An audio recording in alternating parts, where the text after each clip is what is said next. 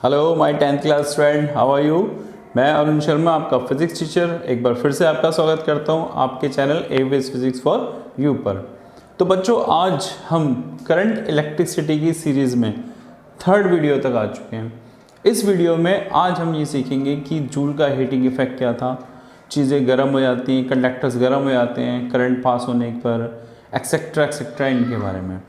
ये हमारा last video होगा करंट इलेक्ट्रिसिटी से रिलेटेड थ्योरेटिकल। इसके बाद जो नेक्स्ट 2 वीडियो आने वाले हैं उसमें सिर्फ और सिर्फ न्यूमेरिकल्स हैं। तो मैं आपको सजेस्ट करूंगा कि वो 2 न्यूमेरिकल्स आप अच्छे से वीडियो देखें। न्यूमेरिकल्स आपके बिल्कुल क्लियर हो जाएंगे।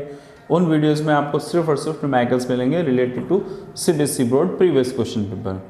अब हम शुरू करते हैं। पहला हमारा जो टॉपिक है वह है जूल हीटिंग इफेक्ट। ये जूल का हीटिंग इफेक्ट क्या था, इसको समझने के लिए पहले गौर करिए। सपोज सर्दियों में बहुत ठंड पड़ रही है, आपको गर्म पानी की रिक्वायरमेंट है, आप क्या करते हैं, गीज़र ऑन किया। गीज़र ऑन करते ही जैसे ही गीज़र के वायर में करंट फ्लो होना शुरू हो जाता है, वो धीरे धीरे गर्म होकर अपने टैंक में अवेलेबल वाटर को भी गर्म कर देता है। ये सपोज़ अगर हम पानी गर्म करने वाली सिंपल रॉड को भी बाल्टी में डाल के स्विच ऑन करें तो वो भी थोड़ी देर में पानी को गर्म कर देती है। यहाँ देख क्या रहे हैं हम, लगातार करंट पास होने से वो कंडक्टर हीट हो रहा है। बल्ब को देखिए, सिंपल बल्ब भी काफ़ी देर तक जलने पर गर्म हो जाता है। ट्यूबलाइट काफ़ी देर तक जलने पर गर्म हो जाती है। ये जो चीज़ों में हीट जनरेट करने की टेंडेंसी है, इस इफ़ेक्ट को बोलते हैं हम लोग हीटिंग इफ़ेक्ट। सबसे पहले इसके बारे में डिस्क्राइब किसने किया था, जूल ने। अब जूल जो साइंटिस्ट थे, उन्होंने इस हीटिंग इफेक्ट को लेकर अपने कुछ कंक्लूजन दिए after surviving lots of experiment. बहुत सारे एक्सपेरिमेंट करने के बाद जो उन्होंने रिजल्ट दिया अबाउट द हीटिंग इफेक्ट, वो क्या था। सबसे पहला इंपॉर्टेंट रिजल्ट, उन्होंने बताया कि जो amount of heat produce through the conductor वो क्यों होता है, क्योंकि लगातार इलेक्ट्रॉन पास होते हैं थ्रू द कॉलिजन, दूसरे इलेक्ट्रॉन से टकराते हुए, और वो जब टकराते हैं तो बट नेचुरल है रेजिस्टेंस ऑफर करते हैं। रेजिस्टेंस ऑफर करते हैं तो वहाँ पे उन्हें वर्क करना पड़ता है इलेक्ट्रॉन्स को फ्लो बनाए रखने के लिए कंटिन्यूसली। यहाँ से हीट इफेक्ट का कॉन्सेप्ट आया। तो फर्स्ट थिंग, जो अमाउंट ऑफ हीट है वो इस बात पे डिपेंड करता है per unit electron passing through the conductor. 1 second में कंडक्टर में से कितने इलेक्ट्रॉन पास हो रहे हैं, इस बात पे डिपेंड करता है हीटिंग इफेक्ट। गौर करिएगा, electron passing per unit time, ये तो करंट हुआ ना। तो इस तरीके से हीटिंग इफेक्ट सबसे पहले किस बात पे डिपेंड कर रहा है, वो डिपेंड कर रहा है अमाउंट ऑफ करंट पे। Heating amount depend on passing current. दूसरी बात, ये तो हो गया हमारा फर्स्ट, जो उन्होंने अपने बहुत सारे एक्सपेरिमेंट कंक्लूजन निकाल के बताया। सेकेंड टाइम में उन्होंने क्या बताया कि heating effect is depend on resistance offer by the conductor. आपका कंडक्टर कितना रेजिस्टेंस ऑफर कर रहा है उस बात पे भी डिपेंड करता है हीटिंग इफेक्ट। रेजिस्टेंस ज़्यादा होगा, फर्क ज़्यादा करना पड़ेगा, हीट ज़्यादा प्रोड्यूस होगी। तो heating effect is also depend on किस पे, रेजिस्टेंस पे। कौन ऑफर कर रहा है, कंडक्टर। तीसरा, उन्होंने अपने तीसरे कंक्लूजन में बताया कि heating effect also depend on the long duration of time. आप कितनी देर तक करंट पास करा रहे हैं, वो जितनी देर तक ज़्यादा करंट पास कराएंगे उतनी देर तक ज़्यादा इलेक्ट्रॉन कोलाइड करेंगे, जितनी ज़्यादा देर तक आपस में टकराते रहेंगे उतना ज़्यादा वो हीट भी जनरेट करेंगे। तो it means to say heating effect also depend on amount of current. और इस फंडे के थ्रू उन्होंने बताया heat amount is directly depend on I R T. इन 3 बातों पे डिपेंड करता है हीटिंग इफेक्ट, किस पे, करंट पे, रेजिस्टेंस पे और टेम्परेचर पे। जिसको जब डायमेंशन एनालिसिस के थ्रू, जिसके बारे में आप 11th में स्टडी करेंगे, जब कैलकुलेट किया गया तो फॉर्मूला बना I²RT।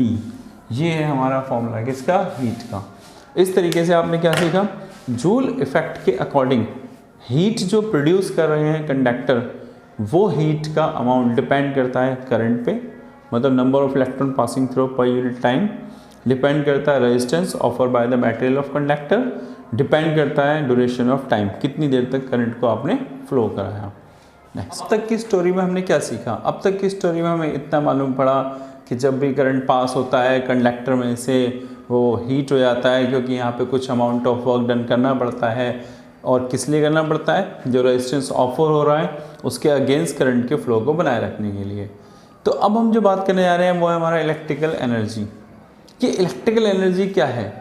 सीधा फंडा, इलेक्ट्रिकल एनर्जी का मतलब होता है अमाउंट ऑफ वर्क डन, जो करना पड़ता है कंटिन्यूसली फ्लो ऑफ करंट के लिए अगेंस्ट द ऑफर्ड रेजिस्टेंस के थ्रू। जो हमें रेजिस्टेंस हुआ ऑफर, उसके अगेंस्ट करंट के फ्लो को बनाए रखने के लिए जो हमें वर्क करना पड़ा by the help of external battery या अदर सोर्सेज, वो है हमारी इलेक्ट्रिकल एनर्जी। अब ये इलेक्ट्रिकल एनर्जी कैसे निकालेंगे वो सीखिए ज़रा। तो हमारा टॉपिक आया इलेक्ट्रिक एनर्जी। हम फाइंड करने जा रहे हैं इलेक्ट्रिक एनर्जी की वैल्यूज़। इलेक्ट्रिक एनर्जी की वैल्यूज़ कैसे फाइंड करेंगे वो समझिए। हमें पता था पोटेंशियल का फॉर्मूला होता है वर्क अपॉन चार्ज, प्रीवियसली पढ़ा था हमने सेकंड वीडियो में। तो यहाँ से वर्क किसके बराबर आया? Charge into potential. जरा ये वैल्यू प्लेस करते हैं वन बाय वन।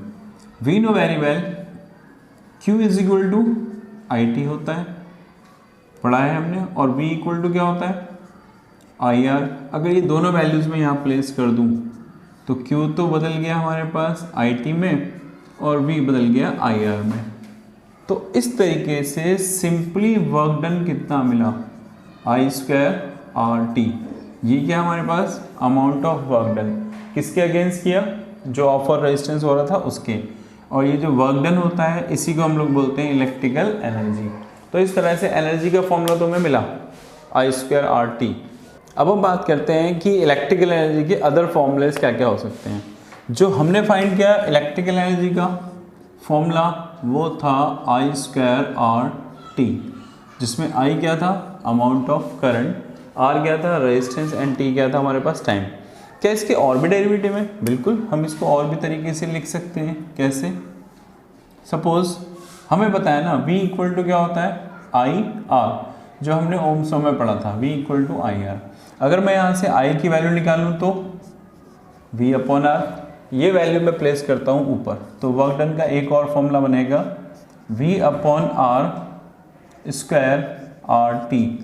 यहाँ पे गौर करेगा V² R² into R into T। एक R से R कैंसिल, तो ये फॉर्मूला बन गया हमारा V²T/R। ये भी इलेक्ट्रिकल एनर्जी का फॉर्मूला है, but in terms of potential and resistance. इसी सीरीज में अभी हमने करंट की वैल्यू रखी थी, अगर हम रेजिस्टेंस की वैल्यू रखें तो R क्या होता है? V upon I। ये वैल्यू अगर प्लेस की जाए तो वर्क डन का एक फॉर्मूला और प्रिपेयर हो सकता है I² V/I इंटू T। ये फॉर्मूला I² से एक I कट गया, VIT। इस तरह इलेक्ट्रिकल एनर्जी के हमें तीन फॉर्मूले प्रिपेयर्ड हुए। इसी सीरीज़ में अगला टॉपिक जो हम लेके चलने वाले हैं वो है हमारा इलेक्ट्रिक पावर। अभी इलेक्ट्रिक पावर क्या है उस पर गौर करिएगा। Rate of work done is known as electrical power, normally फंडा। Work done per unit time, इसको हम लोग बोलते हैं इलेक्ट्रिकल पावर। देखते हैं क्या क्या फॉर्मूले आते हैं, गौर करिएगा।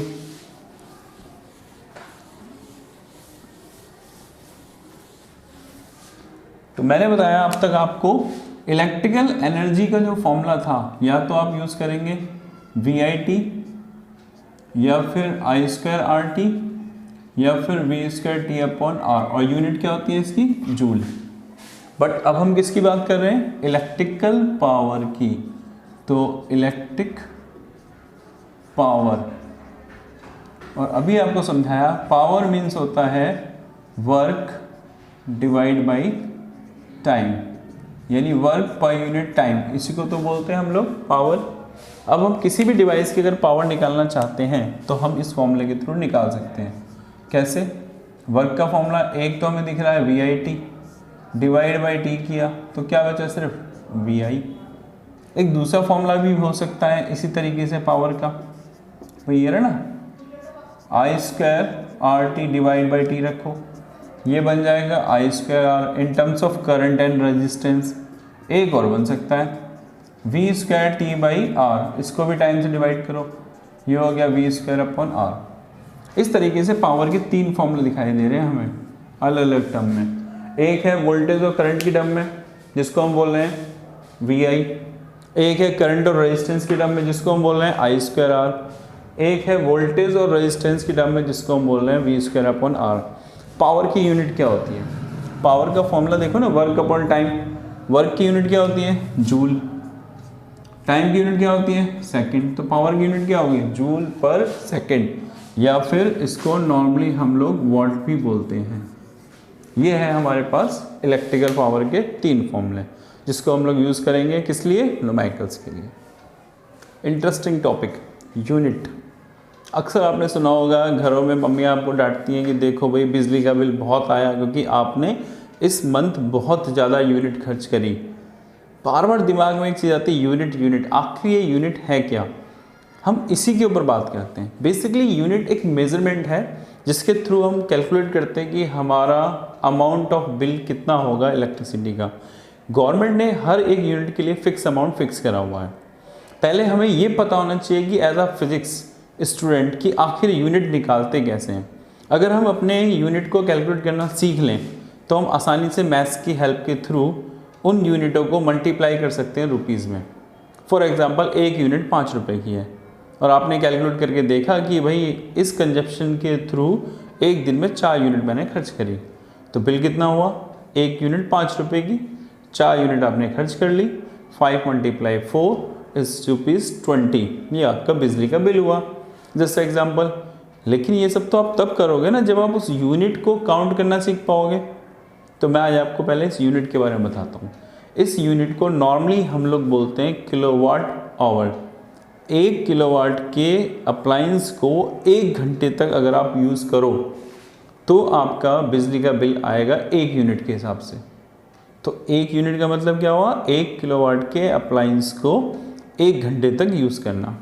मान लो आपके घरों में हीटर है 1 किलोवाट का, उसको आप 1 घंटे चलाओ तो वो 1 किलोवाट का हीटर जब 1 घंटे तक चलेगा उस केस में आपकी यूनिट आएगी 1।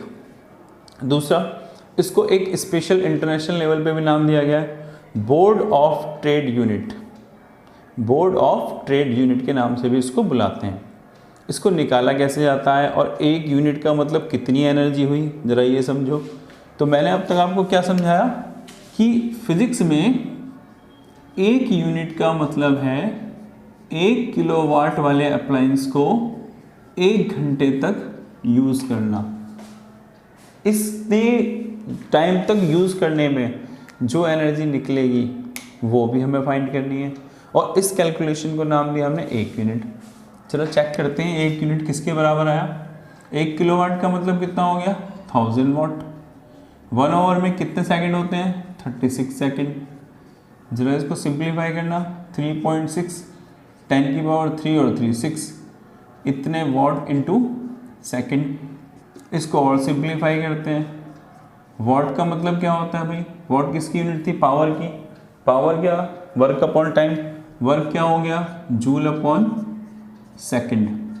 सेकंड से सेकंड कैंसिल, 3.6 10 की पावर 6 जूल। इसका मतलब ये हुआ कि अगर हमने 1 यूनिट स्पेंड कर दी तो हमने सीधे सीधे शब्दों में 3.6 10 की पावर 6 जूल एनर्जी कंज्यूम कर ली। कंज्यूम मतलब ये कह रहा हूँ कि हम यूज़ कर रहे हैं। तो 1 यूनिट का मतलब हुआ 3.6 10 की पावर 6 जूल एनर्जी। इतनी एनर्जी जब आप यूज़ करते हैं तब आपका 1 यूनिट बैठता है। इसको और साधारण भाषा में समझाता हूँ मैं आपको। 1 किलोवाट का मतलब 1000 वाट है ना। सपोज़ मान लो कि एक बच्चा है, उसका एक स्टूडेंट है ए, उसके पास 100 वाट के 10 बल्ब है। कितने वाट है? 100 वाट के 10 बल्ब। तो उसका टोटल कंजप्शन कितना हुआ अगर वो एक साथ उन बल्ब को चला दे? 1000 वाट। उसने उन सारे बल्बों को कितनी देर तक चलाया? 1 आवर। तब कहीं जाके कितना खर्च किया उन्होंने? यूनिट 1। उसने 100 वाट के 10 बल्बों को 1 घंटे तक यूज़ किया, तब बैठी उसकी रीडिंग 1 यूनिट। वो है हमारे यूनिट मल्टीप्लाई 1 यूनिट का जो भी रेट हो उससे मल्टीप्लाई करके हमारा बिल। इस तरीके से बेटा आपके लिए एक टास्क, आप अपने घरों में जितने अप्लायंस हैं सब पे लिखा होता है कितने वो वाट के हैं, सारे वाटेज लिखिए, पंखा कितने वाट का है, ट्यूबलाइट कितने वाट की है, कितनी ट्यूबलाइट है, कितने पंखे हैं, टीवी कितने वाट का है, सारे अप्लायंस का एक रिकॉर्ड बनाइए। और फिर देखिए कि अगर सारे अप्लायंस आप एक साथ चला देते हैं तो 1 घंटे में कितनी यूनिट खर्च करते हैं। या फिर आप सिर्फ पंखे को लीजिएगा, एक पंखे है, कितने वाट का पंखा है, उसको 1 घंटे तक चलाया तो कितनी यूनिट बैठी। ये सारा आपका होमवर्क है जिसे आप ट्राई करिए, आपको मालूम पड़ेगा यूनिट कैसे निकलती हैं। तो स्टूडेंट, यहाँ पे ही अपनी आज की क्लास को ख़त्म करते हैं। होप सो आपको मज़ा आया होगा, काफ़ी चीज़ें आपको सीखने को मिली हैं। और अगली वीडियो का वेट करिएगा जिसमें मैं बहुत सारे सिर्फ और सिर्फ न्यूमेरिकल पे ही डिस्कशन करूँगा इस चैप्टर से रिलेटेड। और wait for till next video. Hope so enjoy it.